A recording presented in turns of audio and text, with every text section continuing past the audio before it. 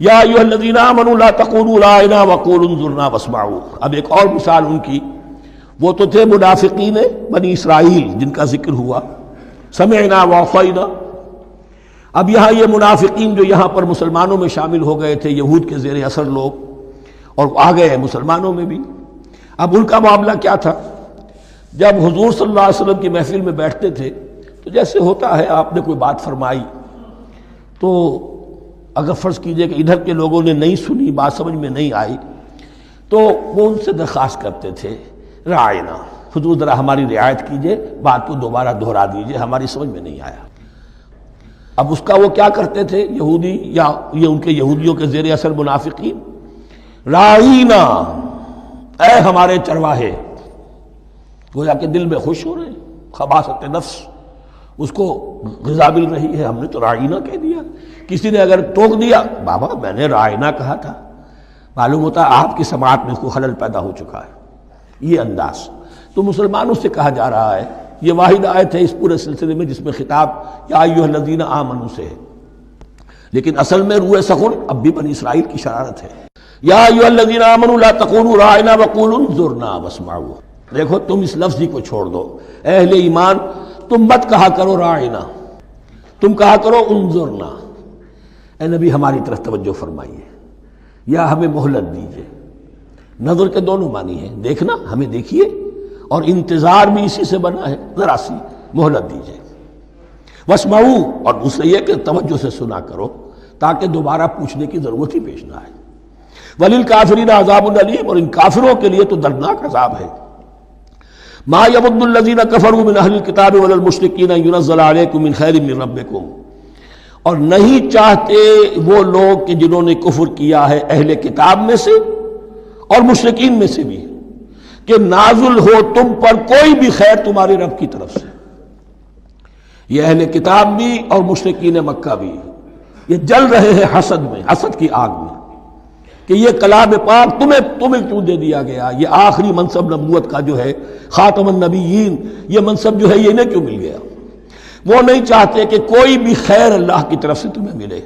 واللہ یختص برحمتہ من یشاء، حالانکہ یہ اللہ کا پریروگیٹو ہے، اللہ کا فیصلہ ہے.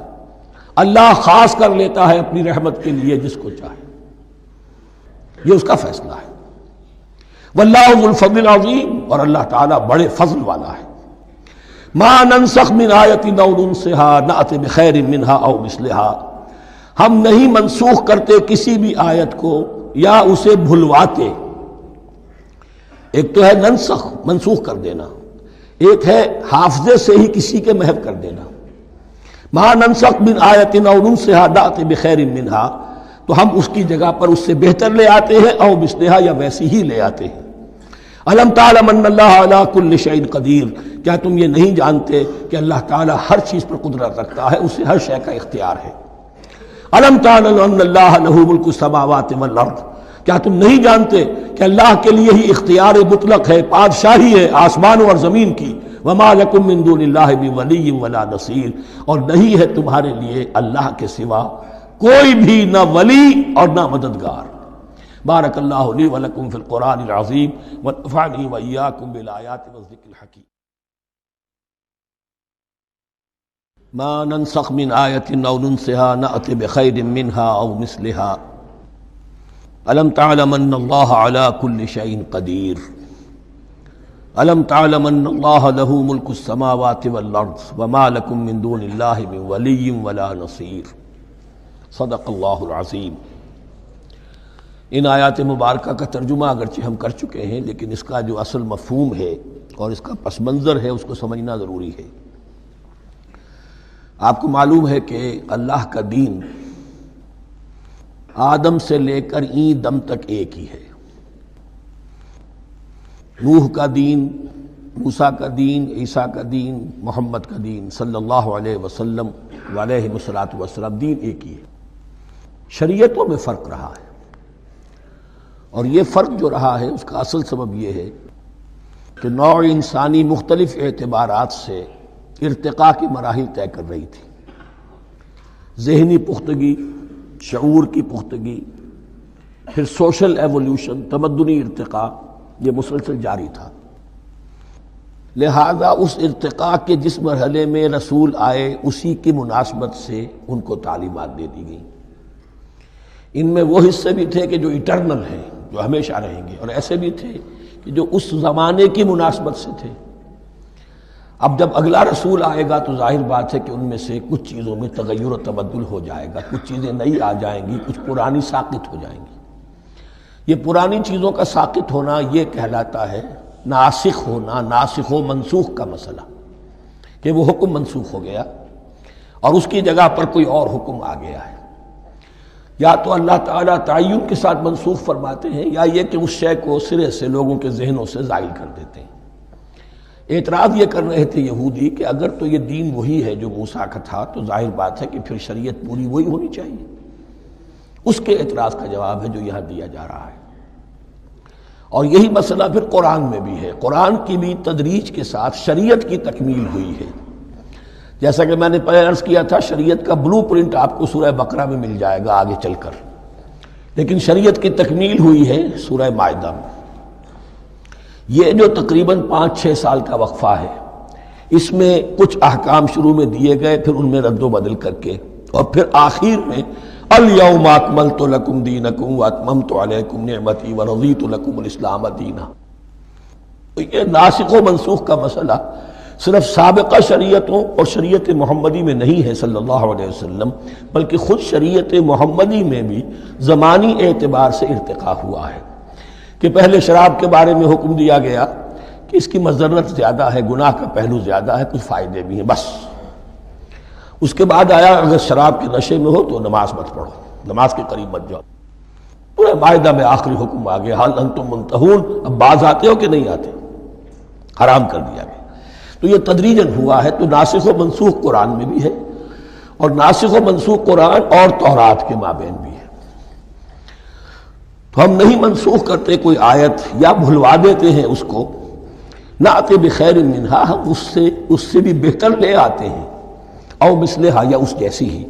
الم تعلم ان اللہ علی کل شیء قدیر، اب یہ کہ یہ تو اللہ کی اتھارٹی ہے، مالک الملک وہ ہے، دین اس کا ہے، اس میں وہ جس طریقے سے چاہے کسی چیز کے اندر تبدیلی پیدا کر دے۔ الم تعلم ان اللہ لہ ملک السماوات والارض ما لکم من دون اللہ من ولی ولا نصیر ام تريدون ان تسألوا رسولکم کما سئل موسیٰ من قبل، کیا تم یہ چاہتے ہو کہ سوال کرو یا مطالبہ کرو اپنے رسول سے بھی اسی طرح کے جس طرح کی باتیں کی گئی تھی موسیٰ سے پہلے؟ مثلا ہم دیکھ چکے ہیں کہ ان سے کہا گیا کہ ہم نہیں مانیں گے جب تک کہ اللہ کو دیکھ نہ لے عیاناً، یا اسی طرح کے اور مطالبے جو حضرت موسیٰ علیہ السلام سے کیے جاتے تھے۔ یہاں مسلمانوں کو سکھایا جا رہا ہے کہ اس روش سے باز آؤ، ایسی بات تمہارے اندر پیدا نہیں ہونی چاہیے۔ وَمَن يَتَبَدَّلِ الْكُفْرَ بِالْإِيمَانِ فَقَدْ ضَلَّ سَوَاءَ السَّبِيلِ، ظاہر بات ہے ایسی حرکتیں بھی اب مسلمانوں میں سے بھی جو منافقین ان میں شامل تھے وہی کر رہے ہوں گے۔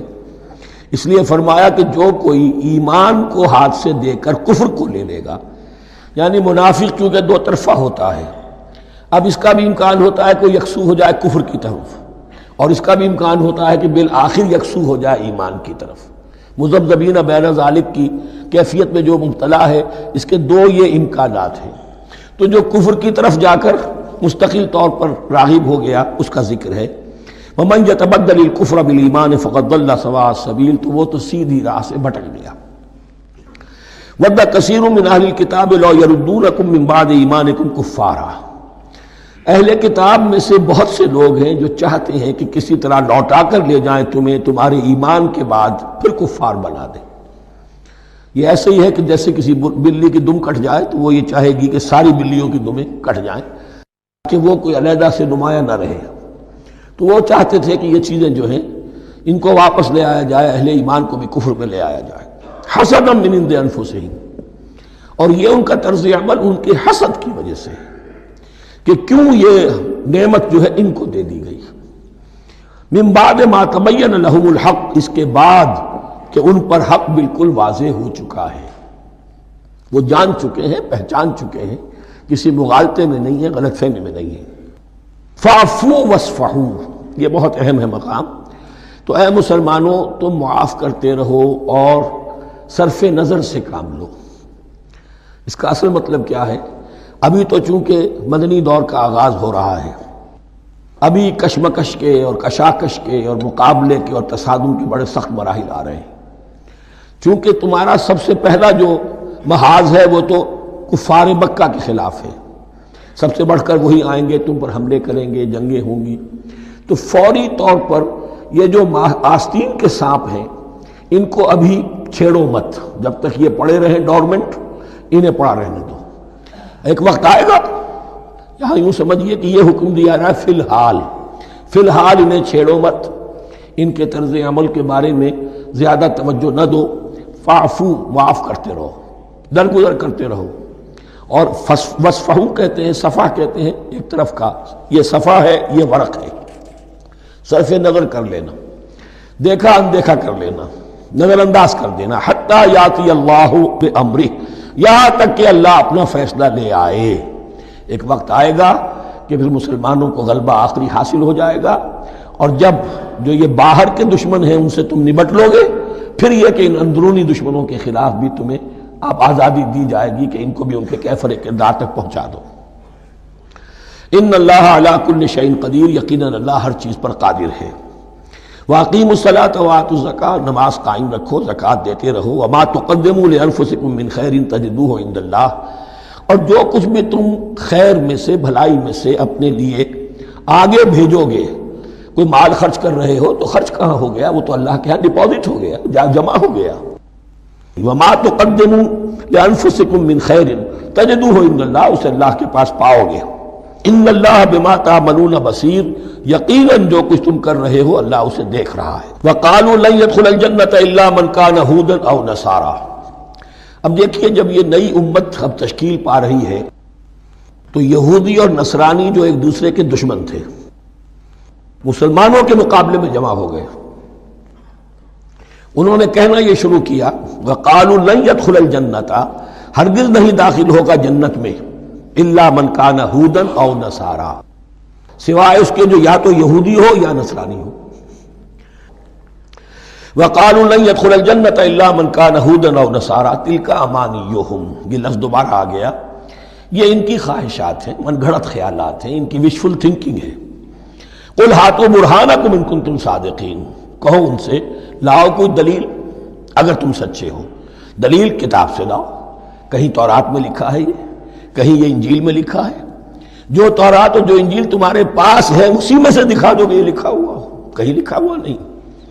اب یہاں پر وہ یونیورسل ٹروتھ آ رہا ہے، بلا من اسلم وجہہ للہ وہو محسن، کیوں نہیں، ہر وہ شخص کے جو اپنا چہرہ اللہ کے سامنے جھکا دے اور وہ محسن ہو، اس کا رویہ صدق پر، سچائی پر، حسن کردار پر مبنی ہو، سر کا جھکانا منافقانہ نہ ہو، جزوی نہ ہو کہ کچھ مانا کچھ نہیں مانا۔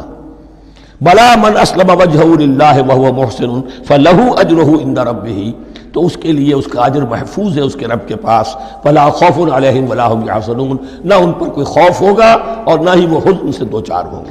یہ دوسری آیت ہے کہ جس سے کچھ لوگوں نے استدلال کیا ہے کہ ایمان بالرسالت ضروری نہیں ہے۔ اب دیکھیے اس کا جواب وہی ہوگا، نمبر ایک تو یہ، ہر جگہ پر ساری چیزیں بیان نہیں کی جایا کرتی، کوئی چیز کہیں بیان کی گئی، کوئی کہیں بیان کی گئی ہے۔ کتاب کو لینا ہے تو پوری کو پوری ایک کتاب کی حیثیت سے۔ دوسرا یہ کہ یہ سارا سلسلہ کرام جو ہے، جو دو بریکٹس کے مابین آ رہا ہے، اس میں پہلے سے ہے وَآمِنُوا بِمَا أَنزَلْتُ مُصَدِّقًا لِمَا مَعَكُمْ وَلَا تَكُونُوا أَوَّلَ كَافِرٍ بِهِ، تو وہ تو ضرب کھا رہی ہے اس پورے کے پورے مضامین کے سلسلے سے جو ان دو بریکٹوں کے درمیان آ رہا ہے۔ اب دیکھیے ایک طرف تو ان کا کہنا یہ تھا کہ جنت میں داخل نہیں ہوگا مگر وہی جو یہودی ہو یا نصرانی ہو۔ اب عمل کیا ہے؟ وقالت اليہود لیست النصارى علی شیء، یہودی کہتے ہیں نصارہ کی کوئی حیثیت نہیں، کوئی بنیاد نہیں، کوئی جڑ نہیں۔ وقالت النصارى لیست اليہود علی شیء، اور نصارہ کہتے ہیں کہ یہود کی کوئی بنیاد نہیں، بے بنیاد لوگ ہیں، کوئی حقیقت ان کی حقانیت ہے ہی نہیں۔ وہم یتلون الکتاب، اور مزہ یہ ہے کہ دونوں ایک کتاب پڑھ رہے ہیں۔ اولڈ ٹیسٹمنٹ تو مشترک ہے یہودیوں میں اور عیسائیوں میں، یہ بہت اہم نکتہ ہے۔ اور جدید عیسائیت میں جو ایک بہت بڑی طاقت ابھر رہی ہے امریکہ میں، وہ ہے کہ جو یہ عیسائیت کو جیوڈائز کر رہی ہے، کیونکہ رومن کیتھولک مذہب جو تھا اس نے تو چونکہ گویا کہ سارا رشتہ توڑ لیا تھا بائبل سے، سارا اختیار پوپ کے ہاتھ میں آ گیا تھا، لیکن پروٹیسٹنٹس نے پھر بائبل کو قبول کیا۔ اب اس کی منطقی انتہا یہ کہ اولڈ ٹیسٹمنٹ کے اوپر بھی اب ان کی توجہ ہو رہی ہے کہ آخر یہ بھی تو ہم مانتے ہیں کہ ہماری کتاب ہے، اور اس میں جو کچھ لکھا ہے اس کو نظر انداز کیسے کر سکتے ہیں۔ ہم نے جو ایک سیمینار کیا تھا امریکہ میں، جس میں ایک یہودی عالم بھی آئے تھے، ایک عیسائی بھی آئے تھے، اور مسلمانوں کی طرف سے بھی ہمارے ایک ساتھی نے بات کی تھی، تو وہاں ایک یہودی عالم نے کہا کہ اس وقت اسرائیل کو سب سے بڑی سپورٹ جو مل رہی ہے وہ ان عیسائیوں سے مل رہی ہے امریکہ میں سے، کہ جو اس وقت ایونجلسٹ کہلاتے ہیں وہاں پر، اور جو ایک بڑا فرقہ بن کر ابھر رہے ہیں۔ بہرحال یہ ان کا طرز عمل ہے۔ وَهُمْ يَتْلُونَ الْكِتَابَ، اور وہ دونوں کے دونوں کتاب کے پڑھنے والے ہیں۔ كَذَلِكَ قَالَ الَّذِينَ لَا يَعْلَمُونَ مِثْلَ قَوْلِهِمْ، اسی طرح کہا تھا ان لوگوں نے کہ جو کچھ بھی نہیں جانتے، انہی کی سی بات کہی تھی، یعنی یہ اشارہ ہے مشرکین مکہ کی طرف۔ فَاللَّهُ يَحْكُمُ بَيْنَهُمْ يَوْمَ الْقِيَامَةِ فِيمَا كَانُوا فِيهِ يَخْتَلِفُونَ، تو اللہ تعالیٰ فیصلہ کر دے گا ان کے مابین قیامت کے دن ان تمام باتوں کا جن میں کہ یہ اختلاف کر رہے تھے۔ وَمَنْ أَظْلَمُ مِمَّنْ مَنَعَ مَسَاجِدَ اللَّهِ أَنْ يُذْكَرَ فِيهَا اسْمُهُ وَسَعَىٰ فِي خَرَابِهَا۔ اب دیکھیے یہاں جو بقیہ یہ آیات آ رہی ہیں، تو اگرچہ خطاب تو ہے وہ بریکٹس کے مابین، خطاب میں بنی اسرائیل، لیکن اب یہاں کچھ ریفرنسز اہل مکہ کی طرف شروع ہو گئے ہیں، اور اس کے بعد سے حضرت ابراہیم کا تذکرہ آئے گا، پھر تحویل قبلہ کا ذکر آئے گا۔ تحویل قبلہ میں ظاہر بات ہے کہ وہ قبلہ جو ہے وہ مشرکین مکہ کے قبضے میں تھا اس وقت، اس حوالے سے ریلیونٹ کچھ مضامین جو ہیں اس کی تمہید باندھی جا رہی ہے۔ یہ ساری تمہید ہے جو آگے آنے والا مضمون ہے تحویل قبلہ، جو علامت تھی اس بات کی کہ اب وہ سابقہ امت مسلمہ معزول کر دی گئی اور نئی امت محمد صلی اللہ علیہ وسلم اس مقام پر نصب کر دی گئی، انسٹال کر دی گئی۔ اس کے حوالے سے جو مسئلے اٹھیں گے، اسی لیے قال الذین لا یعلمون مثل قولہم، میں نے عرض کیا کہ یہ مشرکین مکہ کی طرف اشارہ ہے۔ ومن اظلم ممن منع مساجد اللہ یذکر فیہا اسمہ، اس سے بڑھ کر ظالم کون ہوگا جو اللہ تعالیٰ کی مسجدوں سے لوگوں کو روکے کہ وہ اس میں اس کا نام لے سکے۔ چونکہ مشرکین مکہ نے مسلمانوں کو محروم کر دیا تھا حرم سے، اب وہاں جانے کی ان کو اجازت نہیں تھی۔ سن 6 میں حضور گئے بھی ہیں، تب بھی یہ کہ صلح حدیبیہ ہو گئی، واپس آنا پڑا، عمرہ کرنے کی اجازت نہیں ملی۔ سن 7 میں پھر ہوا ہے، تو یہ 7 برس بہت شاہ گزرے ہیں محمد الرسول اللہ صلی اللہ علیہ وسلم اور اہل ایمان پر۔ اب یہاں ذکر ہو رہا ہے ان کا، قریش کا۔ وَمَنْ أَظْلَمُ مِمَّنْ مَنَعَ مَسَاجِدَ اللَّهِ أَنْ يُذْكَرَ فِيهَا اسْمُهُ وَسَعَىٰ فِي خَرَابِهَا، اور وہ اس کی تخریب میں لگے ہوئے ہیں۔ یہ خراب تخریب، یہ تخریب 2 طرح کی ہوتی ہے، ایک ظاہری تخریب ہوتی ہے کسی مسجد کو گرا دینا، اور ایک ظاہری نہیں باطنی معنوی ہوتی ہے۔ وہ جو تخریب ہے وہ یہ ہے کہ توحید کی بجائے اسے شرک کا اڈا بنا دیا ہے۔ وہ تو دنیا کے بت قدوں میں پہلا وہ گھر خدا کا، ہم اس کے پاسباں ہیں، وہ پاسباں ہمارا، 360 بت رکھ دیے گئے اس گھر میں لا کر، جو ابراہیم نے تعبیر کیا تھا توحید خالص کے لیے۔ وَسَعَىٰ فِي خَرَابِهَا، یہ لفظ ذرا نوٹ کر لیجئے، یہ ایک حدیث پہ بھی آیا ہے، بڑی دلدوز حدیث ہے، اور میں چاہتا ہوں کہ آپ اسے ذہن میں رکھیں۔ حضور نے فرمایا یوشک ان یاتی علی الناس زمان، اندیشہ ہے کہ لوگوں پر یعنی میری امت پر ایک زمانہ ایسا بھی آ جائے گا، اب گنتے جائیے، لا یبقى من الاسلام الا اسمہ، اسلام میں سے اس کے نام کے سوا کچھ نہیں بچے گا۔ ولا يبقى من القرآن الا رسمہ، قرآن میں سے اس کے رسم الخط، الفاظ اور حروف کے سوا کچھ نہیں بچے گا۔ اسی کی اللہ تعالیٰ نے ضمانت دی ہے، یہ محفوظ رہے گا رسم عثمانی۔ مساجدہم عامرۃ، ان کی مسجدیں آباد تو بہت ہوں گی، وہی خراب من الہدی، ہدایت سے خالی ہو جائیں گے۔ یہ خراب کے لفظ سے ہی خراب من الہدی، وعلماؤہم شر الناس تحت ادیم السماء، اور ان کے علماء آسمان کی چھت کے نیچے کی بدترین انسان ہیں۔ من عندہم تخرج الفتنۃ وفیہم تعود، فتنہ انہی کے اندر سے برآمد ہوگا، انہی میں گھس جائے گا، یعنی ان کا کام فتنہ انگیزی، مخالفت، جنگ و جدال، بھڑکانا، اپنے اپنے فرقے کے لوگوں کے جذبات کو بھڑکاتے رہنا اور مسلمانوں کے اندر اختلافات کو ہوا دینا، یہی ان کا کام رہ جائے گا۔ آج جن کو ہم علماء کہتے ہیں ان کی عظیم اکثریت اس کیفیت سے دوچار ہو چکی ہے۔ جب مذہب اور دین پیشہ بن جائے تو کوئی خیر اس میں باقی نہیں رہتا۔ یہ دین اور مذہب پیشہ نہیں تھا، اسلام میں کوئی پیشوائیت نہیں، اسلام میں کوئی پاپائیت نہیں، اسلام میں کوئی برہمنزم نہیں، اسلام تو ایک کھلا، ہر شخص کتاب اللہ پڑھے، ہر شخص عربی سیکھے، ہر شخص کو امامت کے قابل ہونا چاہیے، ہر شخص اپنی بچی کا نکاح خود پڑھائے، ہر شخص اپنے والد کا جنازہ خود پڑھے۔ یہ جو ہم نے پیشہ بنا دیا ہے اور پھر انہیں پیسے دیتے، ظاہر بات ہے کہ پھر اس پیشے کے اندر تو پیشے میں عیب نہیں، رکھیے نہ فرہاد کو نام، پھر تو پیشہ میں تو جو کچھ پیشہ ورانہ چشمکیں ہوتی ہیں اور جو خباثتیں ہوتی ہیں وہ آتی ہیں۔ لیکن ساتھ ہی یہ بات واضح رہے کہ علماء حق سے دنیا خالی نہیں ہوگی، علماء حق بھی ہیں، لیکن کسی کے ماتھے پر لکھا ہوا نہیں ہوتا کہ یہ علماء حقانی میں سے اور یہ علماء سو میں سے ہے۔ باقی یہ صحیح بات ہے کہ اکثریت ادھر جا چکی ہے، ورنہ امت کا بیڑا غرق نہ ہوتا، سیدھی سیدھی بات۔ یہ بیڑا غرق ہوا ہے تو آخر کوئی سبب ہے۔ اولئک ما کان لہم ان یدخلوها الا خائفین، ایسے لوگوں کو تو سوائے اس کے ان کا کوئی مقام نہیں ہے کہ انہیں داخل ہونے کی بھی اجازت نہیں ہونی چاہیے اس میں، یعنی اللہ کی مسجدوں میں، مگر خوف زدہ ہو کر، ڈر کر۔ لہم فی الدنیا خزی، کے لیے دنیا میں بھی رسوائی اور ذلت ہے، وَلَهُمْ فِي الْآخِرَةِ عَذَابٌ عَظِيمٌ، اور آخرت میں ان کے لیے عذاب عظیم ہے۔ وَلِلَّهِ الْمَشْرِقُ وَالْمَغْرِبُ، اب دیکھیے تمہید ہو رہی ہے تحویل قبلہ کے لیے۔ اب ظاہر بات ہے کہ بڑی حساس جو ہے وہ ایک کیفیت تھی یہ، تو یروشلم کے ساتھ جن کو دلچسپی تھی اور ان کے دلوں میں اس کی عقیدت تھی، مکہ مکرمہ اور بیت اللہ کے ساتھ جن کو دلچسپی تھی اور ان کے دلوں میں اس کی عقیدت تھی، تو اس حوالے سے یہ قبلہ بدلنا، اور 2 دفعہ بدلا ہے قبلہ۔ پہلے آ کے مدینے میں حضور نے یروشلم کی طرف 16 مہینے نماز پڑھی اور پھر تحویل قبلہ ہوا، تو اب اس میں کئی امتحان ہو گئے، وہ آگے آ جائے گا، لیکن اس کی تمہید باندھی جا رہی ہے۔ للہ المشرق والمغرب، مشرق اور مغرب سب اللہ کے ہیں، یعنی اگر ہم رخ کرتے ہیں مغرب کی طرف تو اس کے معنی یہ نہیں ہے کہ اللہ مغرب میں ہے، معاذ اللہ، اللہ تو جہت سے، مقام سے، ماورا وراء الورا۔ یہ تو یہ ہے کہ ایک یکسانیت پیدا کرنے کے لیے، اجتماعی رنگ دینے کے لیے ایک چیز کو قبلہ بنا دیا، علامت ہے۔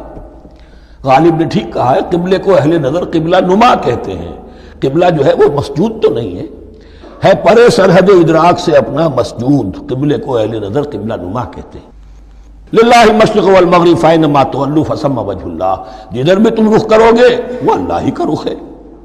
ان اللہ واسع علیم، یقیناً اللہ بہت وسعت والا ہے، بہت وسعت والا ہے، وہ کسی سمت میں محدود نہیں ہے، اور علیم ہے، ہر شے کا جاننے والا ہے۔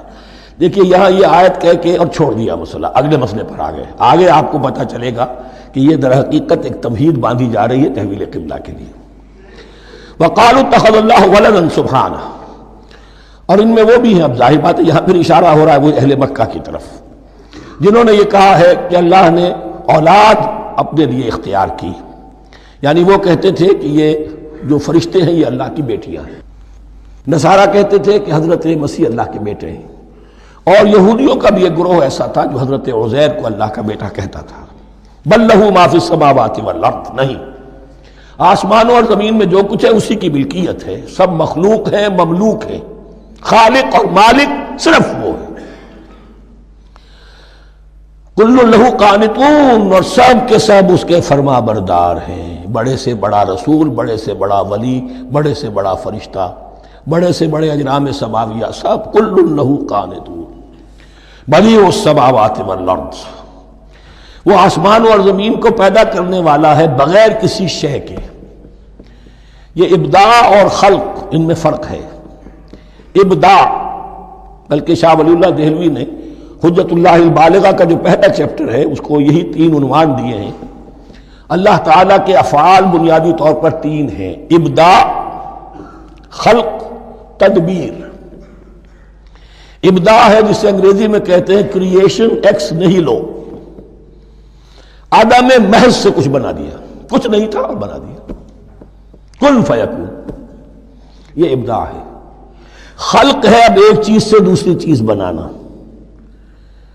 گارے سے انسان بنایا، یہ تخلیق ہے، آگ سے جن بنایا، یہ تخلیق ہے، نور سے فرشتے بنائے، یہ تخلیق ہے۔ تو ابداع بدی وہ ہے کہ جس نے نئی چیز، اسی لیے بدعت ہمارے ہاں کہلاتی ہے وہ شے جو دین میں نہیں تھی اور خام خواہ لا کے شامل کر دی گئی، جس کی کوئی جڑ بنیاد دین میں نہیں ہے، وہ بدعت ہے۔ اس سے یہ لفظ بدیع السماوات والارض وَإِذَا قَضَىٰ أَمْرًا فَإِنَّمَا يَقُولُ لَهُ كُن فَيَكُونُ، اس کی شان تو یہ ہے کہ جب وہ کسی معاملے کا فیصلہ کر لیتا ہے تو بس کہتا ہے کہ ہو جا، اور وہ ہو جاتی ہے۔ وَقَالَ الَّذِينَ لَا يَعْلَمُونَ لَوْلَا يُكَلِّمُنَا اللَّهُ وَتَأْتِينَا آیَةٌ، اور کہا ان لوگوں نے جو علم نہیں رکھتے، یہاں پھر وہی مشرکین مکہ کی طرف روئے سخن ہے، کیوں نہیں بات کرتا ہم سے اللہ، اور کیوں نہیں کوئی لے آتا ہمارے پاس کوئی نشانی۔ یہ میں عرض کر چکا ہوں، یہ مضمون جو ہے کہ ان کا مطالبہ تھا بہت شدت کے ساتھ کہ کوئی معجزے ویسے ہی دکھاؤ جیسے تم کہتے ہو کہ عیسیٰ نے دکھائے تھے، موسیٰ نے دکھائے تھے، تو ہمارے یہ مطالبے پورے کر دو، ہم مان لیں گے۔ یہ ذکر آئے گا سورہ انعام میں اور پھر سورہ بنی اسرائیل میں۔ كَذَلِكَ قَالَ الَّذِينَ مِن قَبْلِهِمْ مِثْلَ قَوْلِهِمْ، اسی طرح کی باتیں جو لوگ ان سے پہلے آئے تھے وہ بھی کہتے رہے۔ تشابہت قلوبہم، ان کے دل ایک دوسرے سے مشابہ ہو گئے ہیں۔ قد بینا الآیات لقوم یوقنون، اور ہم نے تو اپنی آیات کو واضح کر دیا ہے ان لوگوں کے لیے جو یقین کرنا چاہیں۔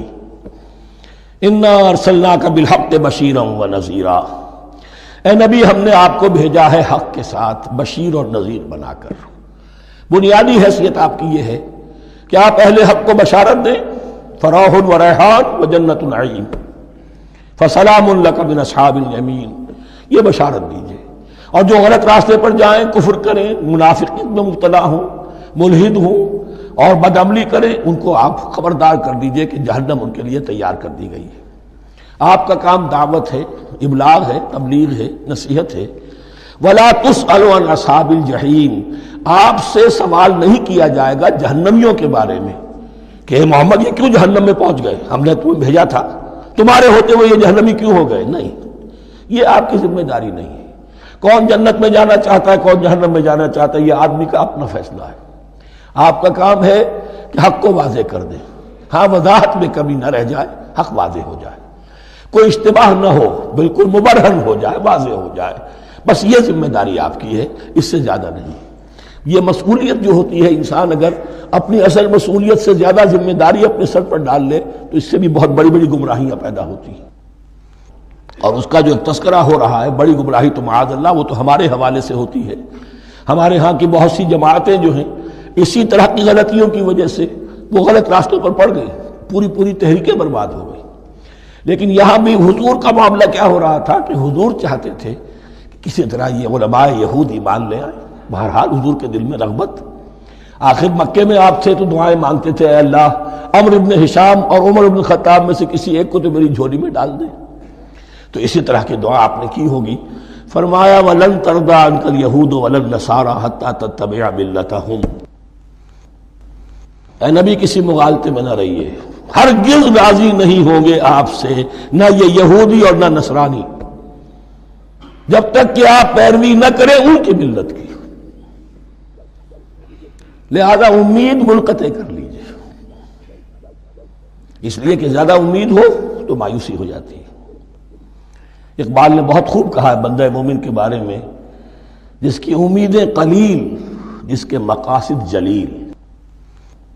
مقصد اونچا لیکن امید قلیل رکھیے، اللہ چاہے گا تو ہو جائے گا، نہیں چاہے گا تو میرا کام تو اپنی حد تک اپنا فرض ادا کر دینا ہے۔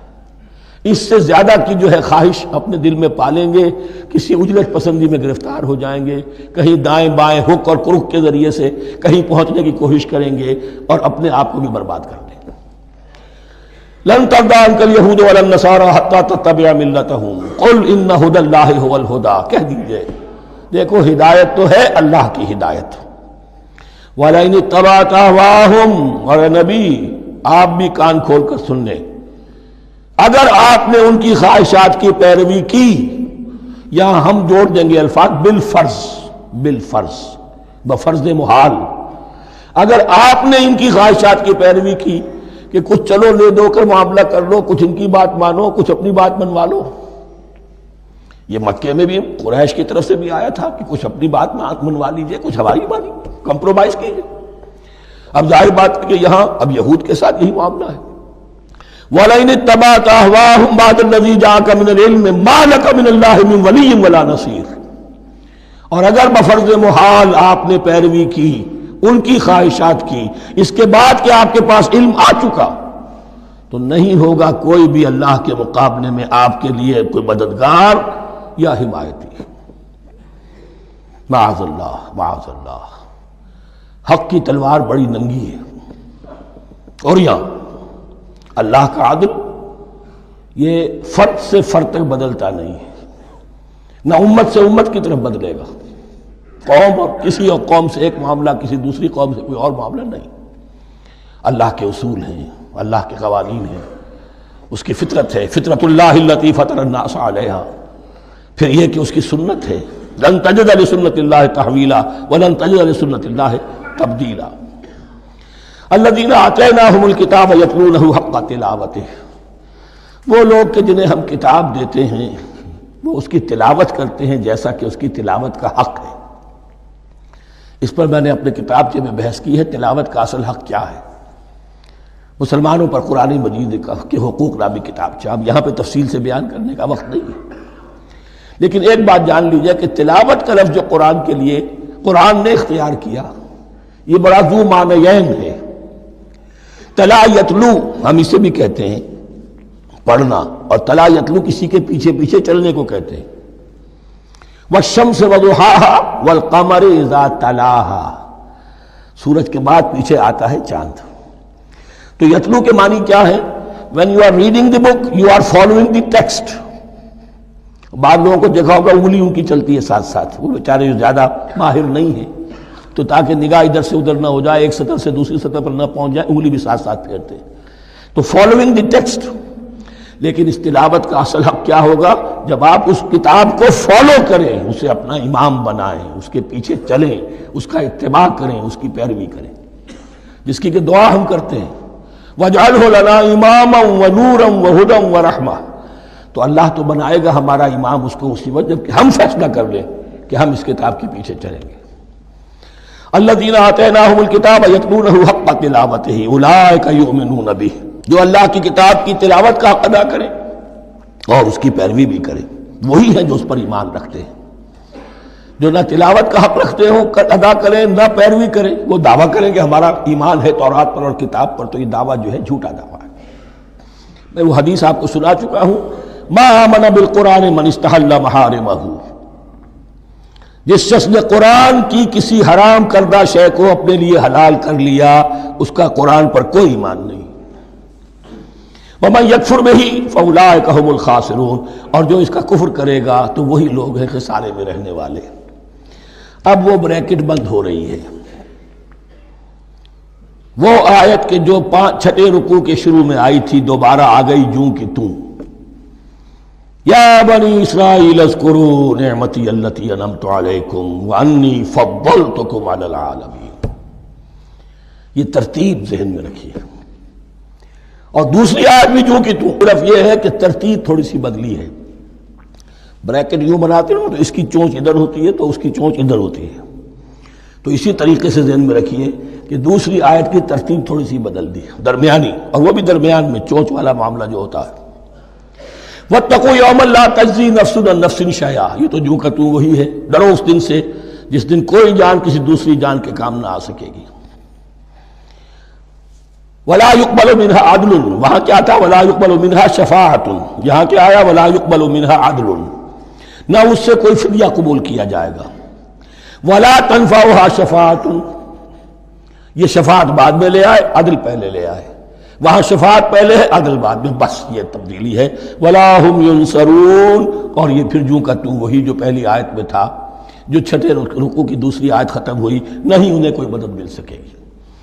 یہ جو حصہ تھا جو تقریباً 10 رکوعوں پر مشتمل تھا، سورہ بقرہ کے 18 رکوع کہ جن میں روح سخن ہے سابقہ امت مسلمہ کی طرف، 4 رکوع بڑے عموم کے حامل تھے، لیکن بین السطور وہاں بھی اشارے موجود تھے، روح سخن جو تھا وہ بنی اسرائیل کی طرف 10 رکوعوں میں صراحت کے ساتھ ساری گفتگو وہیں سے ہے، الا یہ کہ ایک جگہ مسلمانوں سے خطاب کر لیا، کچھ آخر میں اہل مکہ کا تذکرہ بھی ہو گیا۔